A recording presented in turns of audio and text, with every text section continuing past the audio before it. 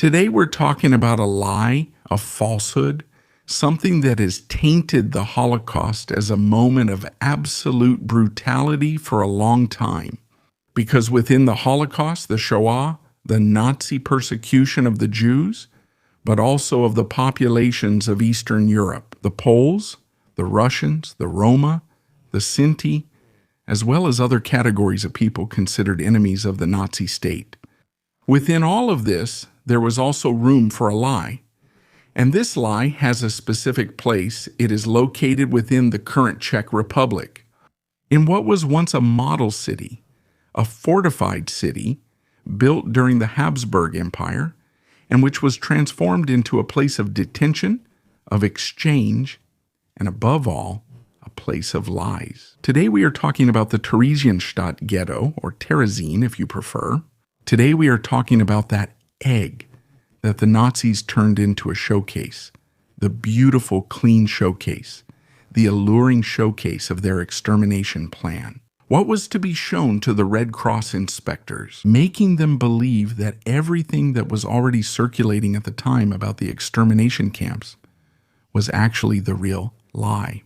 In reality, Theresienstadt was the real lie, a lie clearly made of deceit, suffering, and death, and of absurd episodes like the artists or the children of whom traces remain today.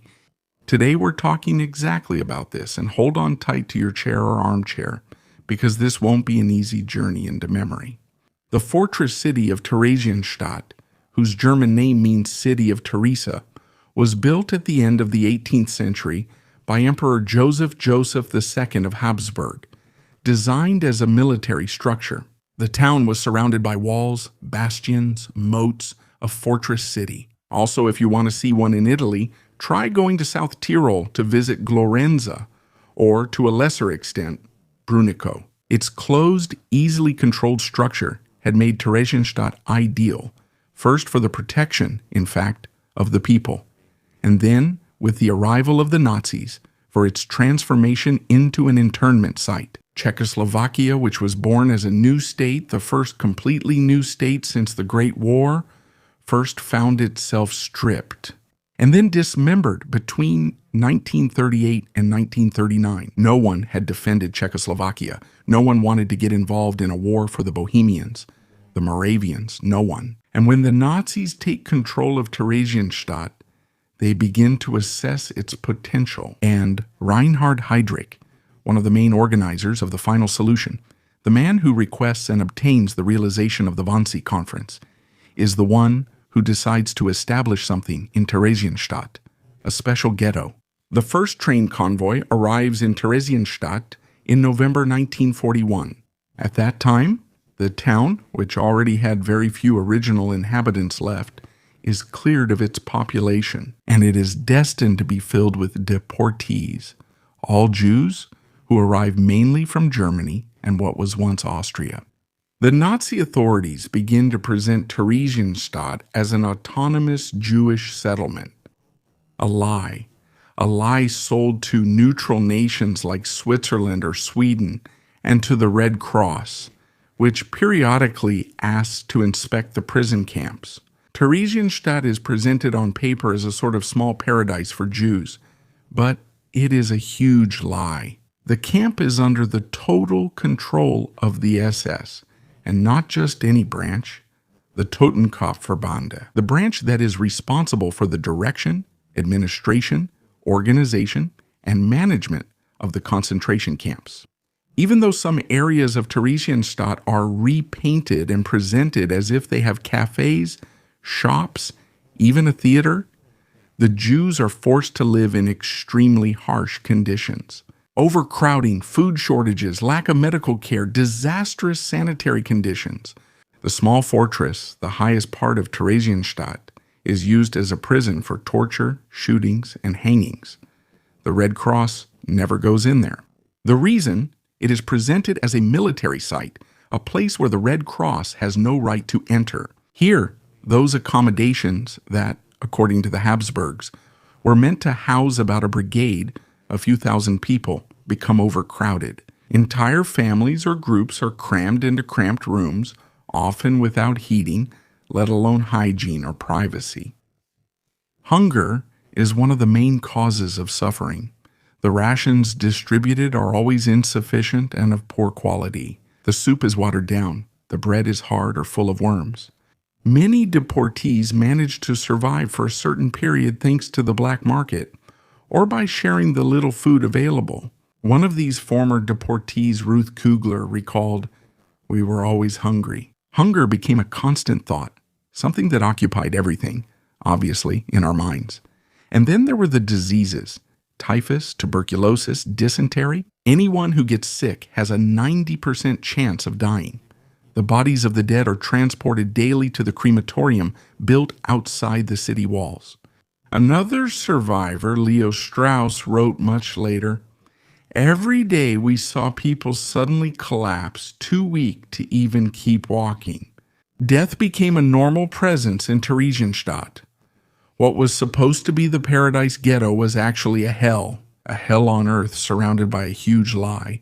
According to historians, about 35,000 people died in Theresienstadt, there in the ghetto.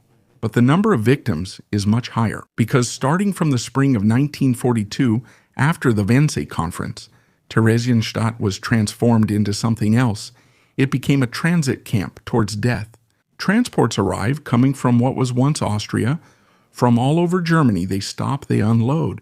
A selection takes place, and the selection determines where the detainees are sent. Each is assigned to a new camp.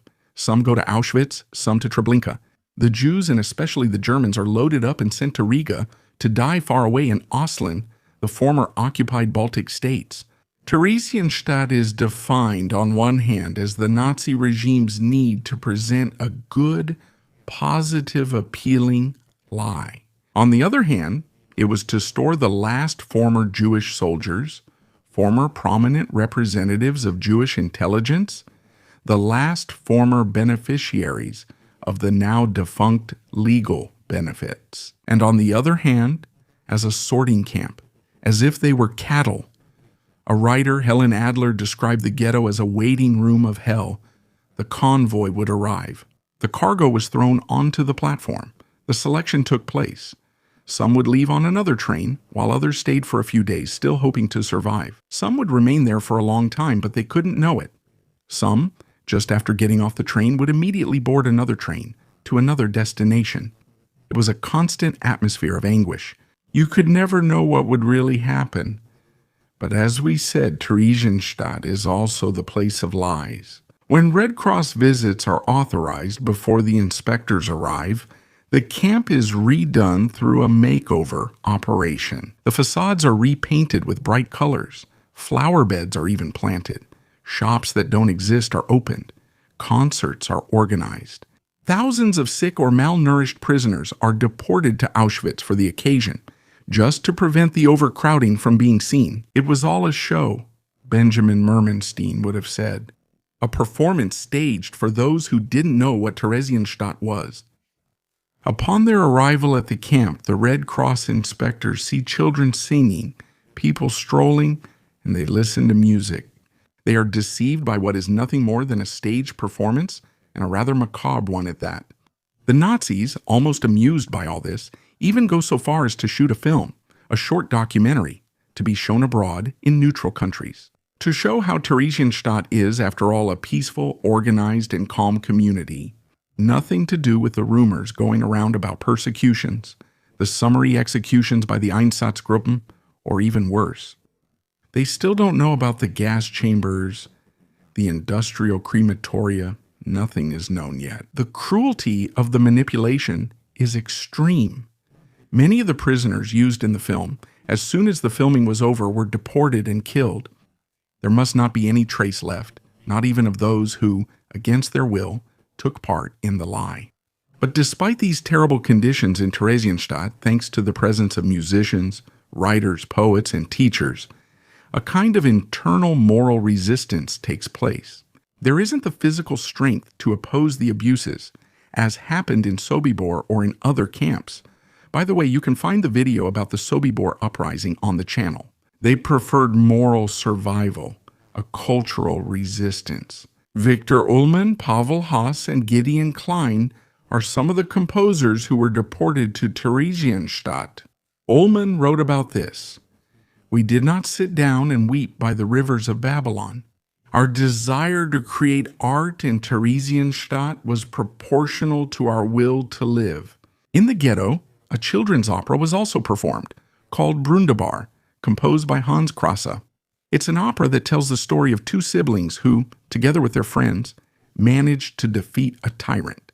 And it doesn't take much to understand who that tyrant was. Only the German guards watch, laugh, and snicker, not understanding what the prisoners are really dreaming of. One of the most complicated aspects of this story concerns the approximately 15,000 miners who passed through Theresienstadt. And of these 15,000, only a few hundred survived. In the Ghetto, some adults tried to protect the younger ones by organizing clandestine lessons and even recreational activities, overcoming the difficulties. Even the Nazi bans on teaching reading and writing. A teacher named Friedel Dicker Brandeis encouraged hundreds of children to draw and paint. Those works have remained and are a powerful testimony. Drawings of houses full of sunlight, green trees, clear skies. Others encourage poetry, so the poems are another testimony. There is one that says, "The butterfly does not live here, in the Ghetto." Imagine the butterfly. With its extreme delicacy and fragility, the butterfly has become the symbol of the freedom denied to the children of Theresienstadt. Another survivor, Helga Weiss, recalled, "We drew what we saw, hunger, fear, the transports. It's our way of preserving the truth." Theresienstadt, by order of Reinhard Heydrich, is also the ghetto for the elderly. The model ghetto where the old are brought to die with dignity. That's what is said at Wannsee. But there is no dignity there. It's all a show. It's all a lie. We have to wait until May 1945, the first days of May. When the camp is finally reached by the International Red Cross, they realize the lies that had been told before, and later by the Red Army. The survivors who come out of hell, or rather out of the antechamber, the waiting room of Theresienstadt's hell, no longer recognize what is outside. Entire families had been exterminated. Those cities no longer existed. Even after liberation, many prisoners die due to disease and extreme exhaustion. But there are also those who let themselves die because they can no longer find a reason to go on. The end of the war did not erase the traumas they suffered. The sense of guilt at having survived when their fellow sufferers did not eat away at all the prisoners who left Theresienstadt in May 1945. Today, it is one of the main European memorials dedicated to the Shoah.